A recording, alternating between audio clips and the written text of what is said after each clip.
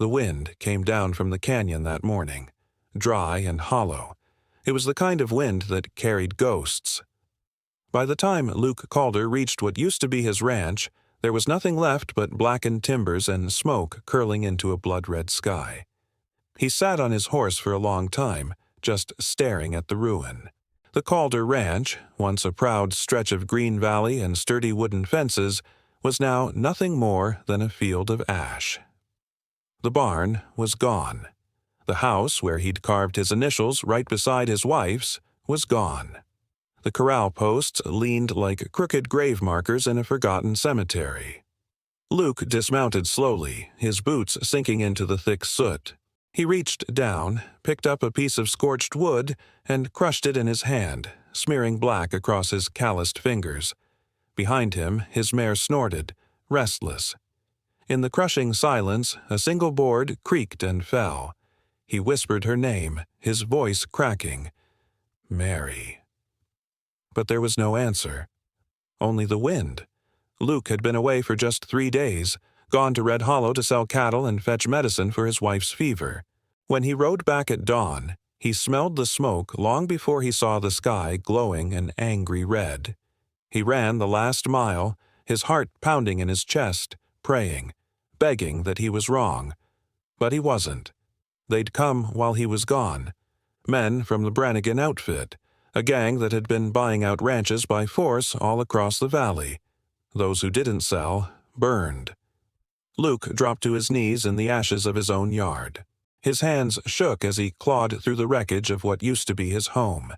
He found pieces of their life scattered in the debris, the rocking chair they sat in on summer evenings, the quilt Mary had spent a winter making, the heavy iron kettle she refused to part with. And then he found it. Her wedding ring, lying in the dirt. It was still warm. That's when he broke.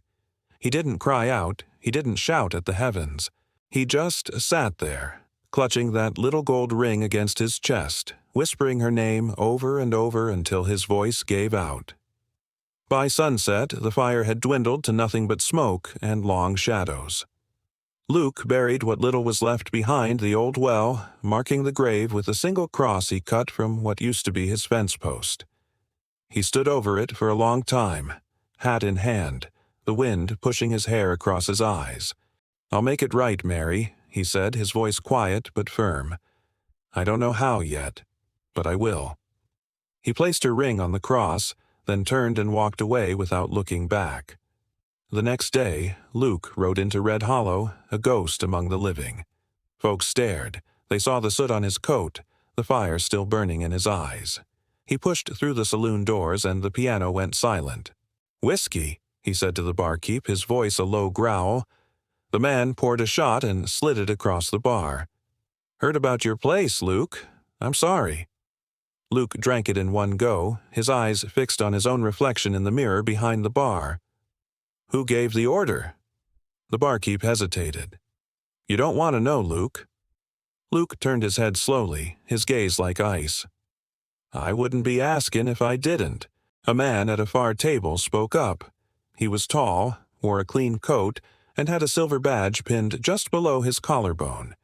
Sheriff Gideon Hale. "The Brannigan outfit runs half this valley now," he said, his voice weary. "They bought off the judge, own the deputies. They say it was self-defense, said your wife fired first." Luke stared at him, disbelief turning to cold rage. "That's a lie." The sheriff sighed. "I know it. You know it. But the law doesn't care about the truth when money talks louder." Luke's hand twitched, hovering near the pistol on his belt. "Then the law's got a debt comin' due."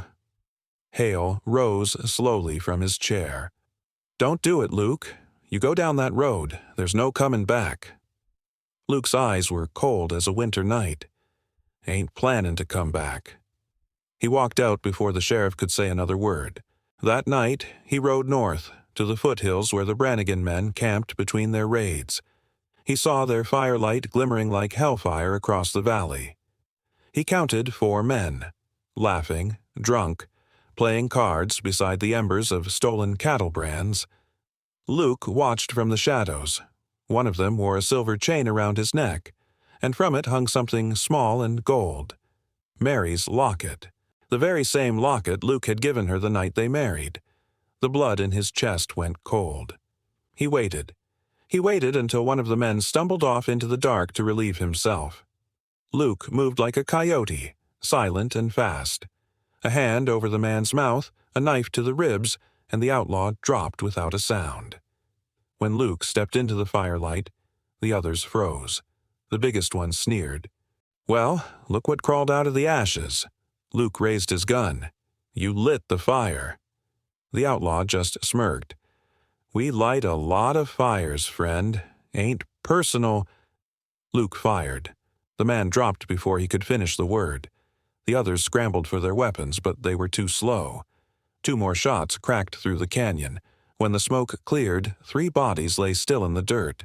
The locket lay nearby, glinting red in the firelight. Luke picked it up, opened it, and saw the faded picture inside, Mary's smile, pressed against glass that now caught the reflection of the flames. He whispered, "That's for her." But as he turned, a shadow moved behind him. A shotgun clicked.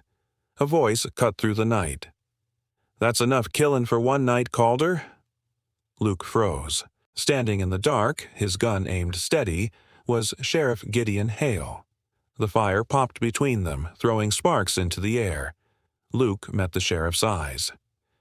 "You here to stop me, Hale?" The sheriff's jaw tightened. "I'm here to save what's left of you." Luke took a step closer, the fire painting half his face in shadow and light. Too late for that. The wind shifted, sending smoke swirling between them. Hale's voice hardened. "If you take another life tonight, you'll hang, and the legend of Luke Calder will die right here with you." Luke's hand tightened on his gun. "Then maybe it's time the legend started." To be continued. What do you think will happen next? Let us know in the comments below. Luke's journey for justice has just begun, and it's going to be a long, hard road. If you enjoyed this story, make sure to hit that like button and subscribe for more tales from the Old West. Thanks for watching, and we'll see you in the next one. The wind moaned across an empty valley, a lonely sound under a fading sun. Down a dust-blown trail, a lone cowboy rode slowly, his coat flapping in the cold breeze like a tattered flag. This was Jonas Hale, and after 7 long years, he was finally coming home. The town's name, Willow Creek, hung on a warped, tired sign. He hadn't laid eyes on it since the day his world fell apart. The day the gun went off. The day Eli Reeves fell dead in the dirt. As Jonas's shadow stretched long and heavy behind him, the sky burned a fiery orange, clouds rolling like old, haunting memories. He whispered to his horse a gentle reassurance. "Easy, girl. Just a little further."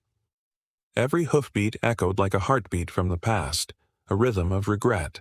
He saw the church steeple first, crooked but defiant against the sky, the same bell that had tolled for Eli's funeral. Jonas slowed his horse, pulling the brim of his hat low over his eyes as he entered the town. The familiar rhythm of life in Willow Creek came to a sudden halt. A woman dropped her wash bucket in the dust, its clatter loud in the sudden silence. A blacksmith froze mid-hammer, his arms suspended in the air. Murmurs followed Jonas like ghosts, whispers carried on the wind. "That's him. That's the one who shot Eli Reeves." He dismounted, his boots sinking into the same dirt he'd fled from. He tied his horse outside the general store, the sign creaking a mournful welcome. A young boy, sweeping the porch, froze, his eyes wide. "You're Jonas Hale," the boy whispered, the name a legend and a curse. Jonas tipped his hat, a wry, sad smile on his lips. "Used to be?" He walked down Main Street, squaring his shoulders against the weight of their stares. Every window shutter seemed to whisper judgment. The saloon doors, which should have been swinging with life, hung still and silent. His boots echoed through the quiet street, a solitary sound in a town that had cast him out. He stopped before a white shuttered house at the edge of town, a place etched into his memory. The porch light still burned, a small, unwavering flame, the same as it had all those years ago. He removed his hat, his fingers trembling almost imperceptibly as he raised his hand and knocked. The door opened slowly, revealing Clara Reeves. She stood there, a lamp in her hand, the soft light tracing the lines on her face. Her hair, once as dark as a raven's wing, was now streaked with silver, but her eyes were the same, sharp, knowing, and impossibly tired. "Jonas," she said, her voice flat, devoid of any warmth. "Evenin', Clara." "What do you want?" she asked, her tone a wall of ice. "Didn't come for trouble," he said quietly, his gaze fixed on the worn floorboards of her porch. "Then you came to the wrong place." He nodded, his eyes still downcast. "Heard the ranch was for sale." He paused, then added, "Thought maybe I could fix it up. Do something good for once." A bitter laugh escaped her lips. "You think a hammer wipes out a bullet?" He didn't answer, just twisted the brim of his hat in his hands, the felt worn smooth by years of worry. "I ain't here to erase anything," he said, his voice low and earnest. "Just to face it." Her gaze softened for a fleeting moment, a flicker of some old memory, before hardening again. "You've got a lot of nerve coming back here." "Reckon I do," he admitted. "People still talk about what you did," she said, her words a sharp reminder. "Let 'em," he murmured. "I came to see the land, and maybe say my piece to his grave." Her voice faltered, just for a second. "He's buried out back. Same place you left him." "Thank you," Jonas said, a wave of relief and sorrow washing over him.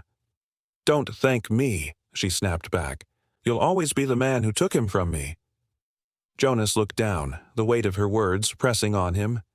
"You think I don't know that?" He stepped past her, moving toward the yard, into the swaying grass lit by the lantern. The grave lay beneath a gnarled old oak, its stone marker weathered and tilted by time. Jonas knelt, his fingers tracing the carved name. Eli Reeves.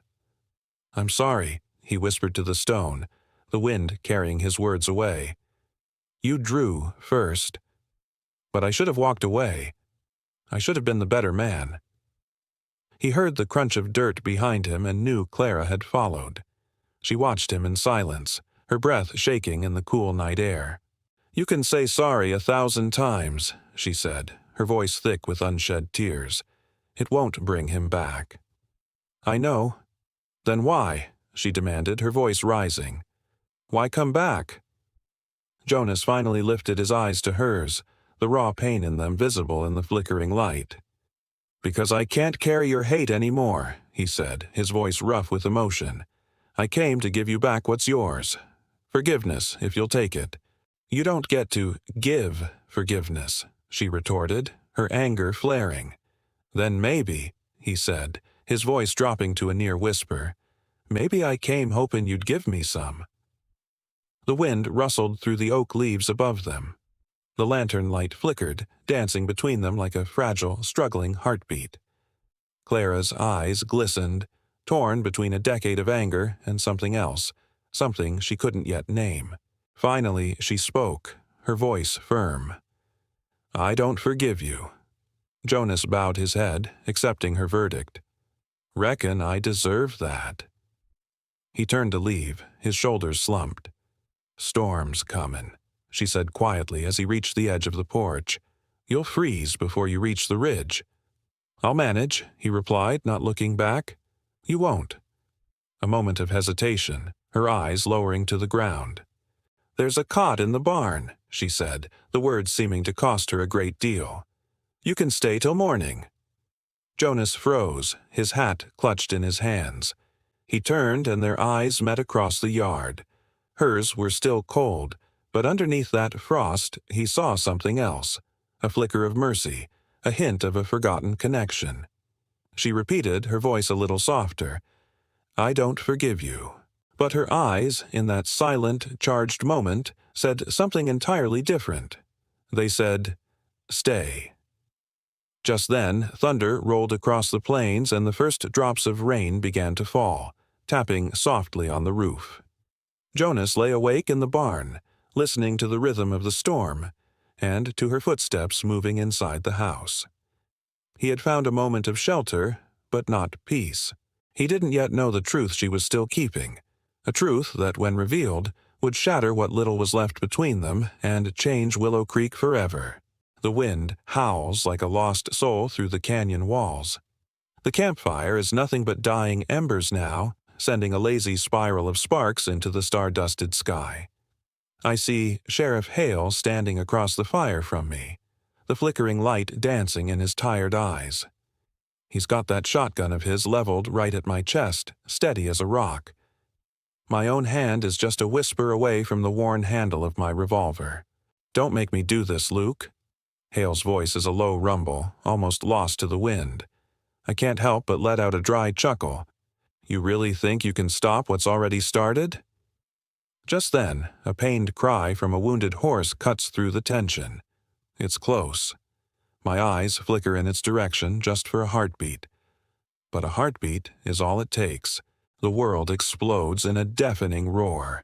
Hale's shotgun blast echoes through the canyon, a storm of dust and sparks erupting right where I stood.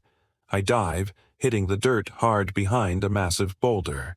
A sharp, searing pain bites into my shoulder. He grazed me. I grit my teeth, raising my own pistol and returning fire. The heavy, ringing kind. "They burned my world down," I say, the words raw, torn from my throat. "You think Mary wanted this?" The mention of her name is a punch to the gut. My jaw trembles, grief and rage warring inside me. "She's gone, Hale." "But you ain't," he replies, his voice suddenly soft, full of a pity I don't want. As the first light of dawn spills over the canyon walls, painting the rocks in shades of gray and orange, a group of deputies rides in. Their horses are spent, their faces grim. They find the bodies scattered in the sand, grim testament to the night's violence. My boot prints are all that's left of me, leading north, deeper into the unforgiving hills. "He's gone ghost," I hear one of them mutter, and in a way, he's right. The name Luke Calder fades, replaced by whispers and legends. Wanted posters bearing my face flap on weather-beaten posts. Word travels of a supply wagon ambushed on a lonely trail, of smoke rising from the cabin of a corrupt land agent. In smoky saloons and quiet homesteads, they start calling me the Ash Rider. The stories spread like wildfire, each one wilder than the last. But the legend is just a man. A man riding alone through the bitter cold, the mountains fading behind a curtain of gray clouds. I ride until I disappear into a blizzard, letting the storm swallow me whole. The world wanted a monster, a legend. So I gave them one. Deep in the pines, where the world can't find me, I build a small cabin. It's a quiet life. The days are filled with the sharp crack of an axe splitting wood in the cold silence. At night, I trace her name, Mary, onto the frosted windowpane, and every morning I watch it melt away like a dream. I'd stare at the locket I carry, her face inside smiling back at me, a memory from another life. "I ain't done yet," I'd whisper to the flickering candlelight, the only witness to my vow. The cry of distant wolves would be my only reply. One night the snow is falling thick, a silent white blanket covering everything. I hear a sound, hoof beats, crunching softly in the fresh powder. Instinct takes over. I grab my revolver from the table, moving to the door in one fluid motion. I pull it open, ready for a fight. But it's not a posse. It's a girl, standing there, trembling in the cold. Snow clings to her torn shawl, her face pale with fear and exhaustion. "Please," she stammers, her voice barely audible. I ain't got nowhere else to go." I slowly lower the gun, my eyes taking in her desperate state. "Who sent you?" "No one," she says, shaking her head. They burned our ranch." The words hit me like a physical blow. My eyes darken as the memories, the fire, the smoke, all come rushing back. Without a word, I step aside and lead her inside, setting her down by the meager fire. The flames dance in her wide, frightened eyes. She looks up at me, a flicker of recognition in her gaze. "You're Luke Calder, ain't you?" I turn away, stoking the fire. "Folks say a lot of things. They say you kill bad men." I pause, the poker still in my hand. Sometimes bad men die, that's all. The days that follow fall into a quiet routine. Clara, that's her name, helps mend the roof, her small hands surprisingly deft. We work in silence, the only sounds the wind whistling through the cracks and the drip of melting snow. One evening, she tells me about her father, how a man named Brannigan and his hired guns killed him over a tax they invented. He was all she had. She cries softly, her shoulders shaking. I just listen, the old wounds in my own soul aching in sympathy. I look away, out the window at the endless white, feeling haunted by the ghosts of two families now. The next morning, I'm cleaning my revolver by the window when she speaks. "You're going after them, ain't you?" I don't answer. The rhythmic click-clack of the cylinder is the only reply. "Take me with you," she says, her voice firm. I finally look at her. "You don't know what you're asking." "They took everything from me, too," she insists, her eyes flashing with a familiar fire. "Revenge don't fill what's gone, kid." "Then what does?" she challenges, her gaze unwavering. I look down at the gun in my hands, then back out at the snow. I ain't found it yet. That night, I can't sleep. The image of Hale's sorrowful eyes in the canyon, Clara's story, Mary's face in the locket. It all swirls in my mind. Before the first hint of dawn, I saddle my horse. The air is so cold it hurts to breathe. As I swing into the saddle, the cabin door opens. Clara stands there, wrapped in a thick blanket. "Promise me," she whispers, her voice thick with emotion. "Promise me you'll come back." I hesitate for a moment. Then I reach into my coat, pull out Mary's locket, and ride back to her. I press the cool metal into her hand. "If I don't," I say softly, "keep this safe for me." I don't wait for a reply. I turn my horse and ride off into the gray mist, leaving the warmth of the cabin, the ghost of a new life, behind me. As the sun finally breaks over the frozen plains, I see them. Brannigan's riders, a dark line of them thundering toward the hills, their horses kicking up plumes of dust and snow. The pale morning light glints off their rifles. The wind howls over the ridge, a mournful song for what's to come. I dismount at the top of the ridge. I stand there, alone, my coat whipping around me in the fierce wind. I check the action on my rifle, the cold steel a familiar comfort in my hands. Let them come. The legend of the Ash Rider has one last chapter to write, and this one will be written in blood and fire. Thank you so much for watching. This story is just the beginning of a much larger journey. If you want to see what happens next to Luke and Clara, make sure you hit that subscribe button and ring the bell so you do not miss a single part of this unfolding epic. We've got a lot more stories from the frontier to share. Until next time, stay safe and ride tall.